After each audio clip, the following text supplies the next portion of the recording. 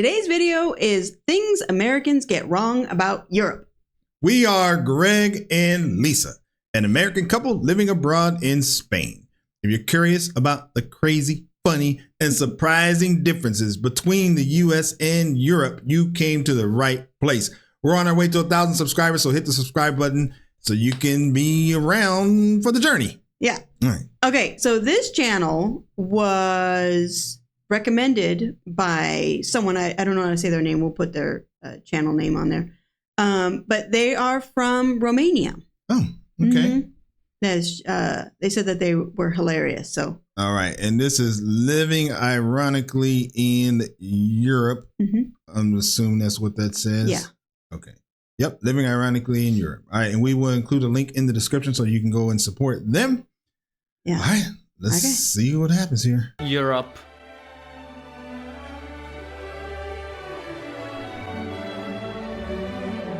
Kom til Birmingham!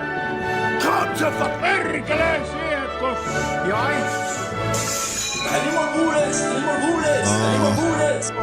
What is happening? Long held as a land of culture, etiquette, sophistication, elegance, free healthcare, and pretentious intellectual snobs whose lungs are more full of their own farts than the average 13-year-olds are of questionable fruit-flavored cancer fumes from bright-colored Chinese sticks. For the longest time, Europe has been held by many Americans as this vastly superior promised land and an example to Republicans on how to run social policies. And me, as a pretentious, fart-sniffing European myself, I'm here to tell you, my dear American friend, that you are wrong, as Europe is much more different than what many over the seas will lead you to believe. That's true. I mean, I don't know. What do you think Americans think, like in general? Like, what did you think growing up you would think of Europe? I would probably think of certain countries. So I don't know if I would have an overall view of it. Yeah. I would maybe think of the UK or France. Yeah. The big ones. Right. You know, the big ones. Right. Touristy ones or whatever. Yeah. So I don't know. Yeah, I don't know. I don't think it was really as much of a emphasis or focus or something. Yeah. Like it was all about America.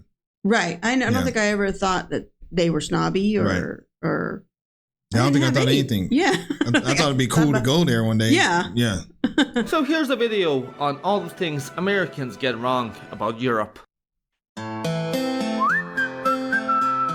One of the biggest arguments I hear about Europe being propagated by smug Europeans with an EU flag as their profile picture on Twitter, or American leftists that gag at the mere mentioning of the word America, is that Europe is super walkable and a wonderland that made the car obsolete, and we all live in a car-free utopia and happily ride the super cheap and affordable and plentiful public transportation. Does the American children really have to wake up at 6:30 for school in day?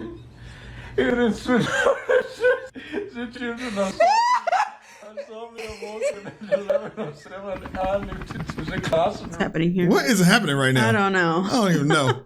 This is above my level or something. I don't know what's happening. And let me tell you something. That is not really the case. To be fair, Europe certainly is more walkable and less car-friendly than America. And Europeans absolutely have more public transportation options and utilize public transport more than Americans. There's no arguing with that. However, many European states, Western and Eastern alike, still rely on using cars quite frequently. Many European cities are quite large and densely populated. As a result, using public transportation becomes quite uncomfortable as there are so many people packed together. Thus, many opt out to purchase a car and use it to get around the city. Hey, Mercedes! So, many renowned European cities such as London, Paris, Rome, Athens, and Istanbul, and anywhere else you can think of that has a population of over 1 million, hell, even 500,000, are renowned for having horrendous and congested traffic. And I mean, I think this is actually good because, I don't know, I guess now that I think about it, when I do think of Europe, I don't think of these places. I think, like you said. That's true. I think of France and Italy and Spain and and he's showing Athens right here. That's heavily congested. Right.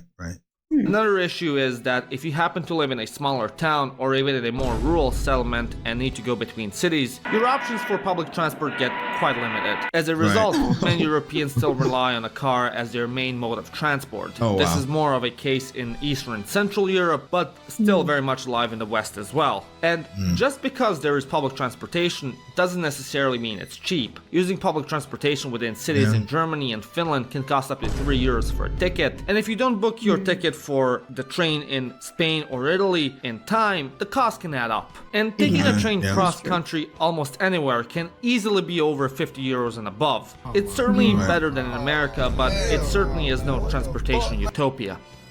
Jestem chirurgiem.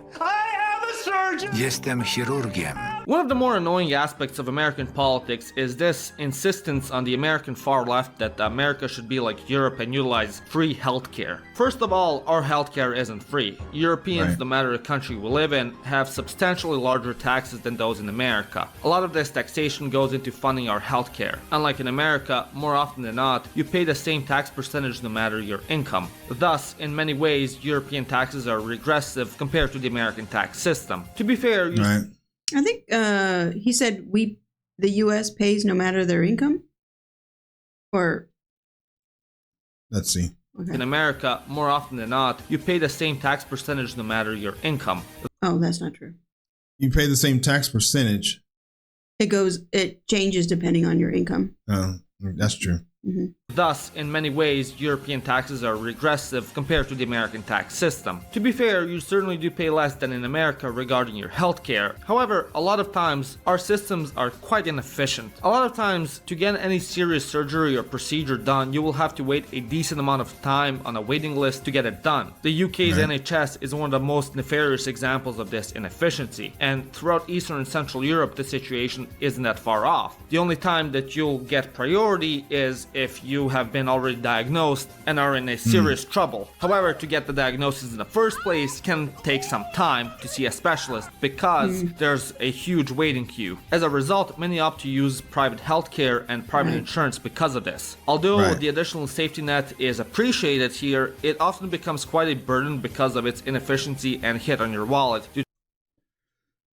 But from my perspective, I have worked with people who have Medicare, which means you have to be 65 years or older to have this insurance. And where it would come in handy is for people who don't have insurance in America, who can't afford it. So even if you had to wait 2 weeks, 3 weeks, 4 weeks, 2 months, that's better than never getting it at all, which is, so I think it is helpful to have a private insurance option. But I don't know, that's just my opinion. I think it sucks, for lack of a better way to say it, when there's people who are in their 70s and 80s and they can't afford it and they die. Due to the high tax rates. And unlike in America, you can opt out of paying government healthcare. Whether you use it or not, you're stuck paying these ridiculously high tax rates even if you switch to private healthcare.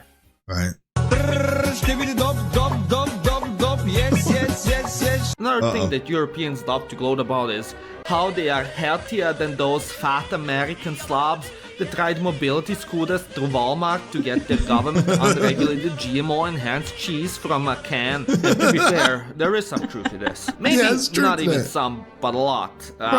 Europe has certainly better food regulation, they have more walkable cities, and the governments encourage more healthy activities in the youth. However, on average, 53% of EU citizens are overweight, as their BMI is over 25. In particular, 54% of Germany's population is overweight, 60% of Hungary's, 60% of Czechia's, 65% of Croatia's, 56% of Portugal's, and 58% of Greece's. Again, not as bad as the US, but certainly not the flex many think it is. Although on average Europeans still have a smaller obesity rate than Americans, Europeans smoke and consume way more alcohol and caffeine than the average American. It is not uncommon for teenagers to start smoking young, not just in Eastern Europe but Western as well, and for them to also start drinking early and go bar hopping. So yes, Europeans are technically more healthy than Americans, but you give some, you take some. That's an interesting point. I never thought about that. That's true. Yeah. So this one's a bit more niche, as it's not propagated by that many Americans, but still is here and there by the less educated ones. And that is that Europe is one singular cohesive entity with singular policies, goals, and interests, which simply isn't true. Right. Although the EU has unified us in many ways, Europe is still a continent and not a single country with a central federal government. A lot of countries until quite recently were historical enemies with each other. Today, although that is no longer the case, many still do what's best for their own nation and interests and act independently of the others. What's the law in one country won't necessarily be true in the other. Even in politics, countries must form coalitions and persuade others to push EU laws, and the process is quite slow and bureaucratic. Although we are much more unified than before, we're definitely not unified. Who's in there? Is this the one where the fearless leader decided not to go? We don't. I don't see an. Oh wait, is that Biden right there? I don't see. Oh, I can't tell. No, I don't think so. Okay, all right. Unified as much as America. Well, this is EU. That's why. Oh, oops. Finally, we have to talk. Typical American. Where's the American? Well, exactly. Dang, you got me. I know. Dang it. Oh man, that was classic. That was classic. I know. But I'm glad you called me out before the people in the comments do. Yeah. They still gonna call me out though. But dang, I wish I could go back. That is terrible. I can cut this out of the video.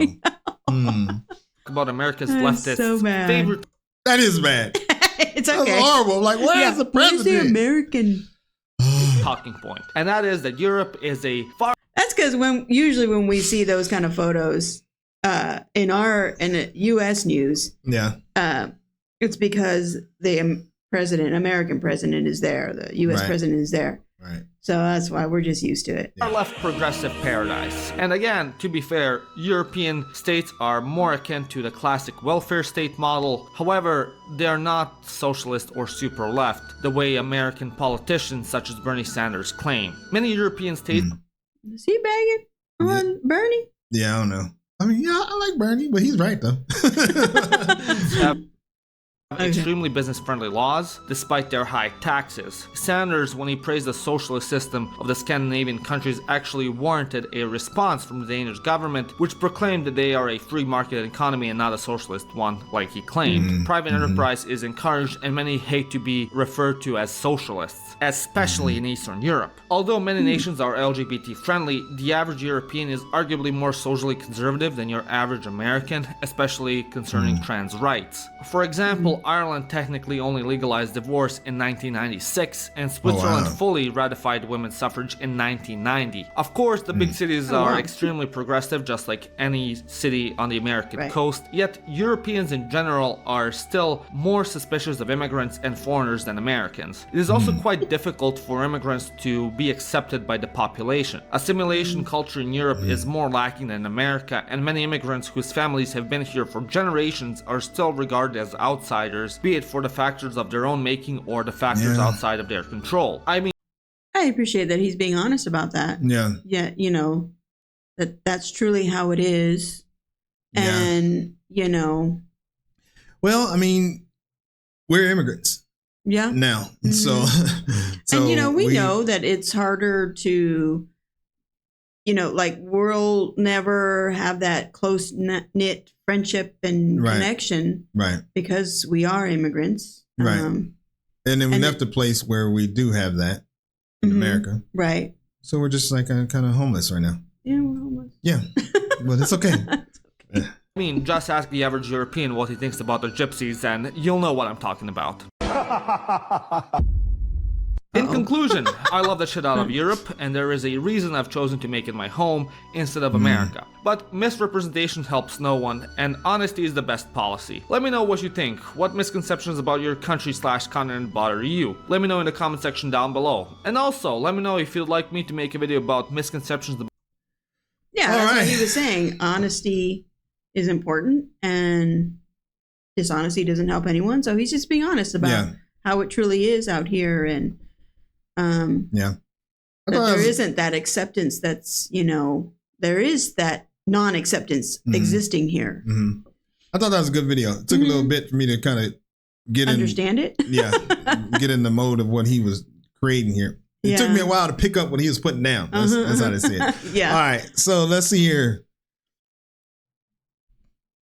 All right. Little known fact. Skeletons in Fallout game are actually ex-Yugo. Okay, we don't understand the comments either. Okay, yeah. Okay. The biggest thing Americans get wrong is not realizing all of Europe is rightful Hungarian land. In fact, the whole world is rightful Hungarian land. That's something we don't. Yeah. A bus ticket for an adult in Finland usually costs, I guess that's like $350 or $360. But most people who use the buses a lot get a season ticket, which is slightly cheaper. All right. Okay. Well, I think that was a good video. Yeah. You know, it was perspective of a Romanian. Yeah. So, you know, outside of what we normally hear from. Right. You know, outside of UK, Europe, or UK, France, Italian, Germany, you know. Right. Yeah. All right. Cool. That was good. Yeah. All right. Thank you for stopping by. We'll catch you on the next video. Peace. Bye.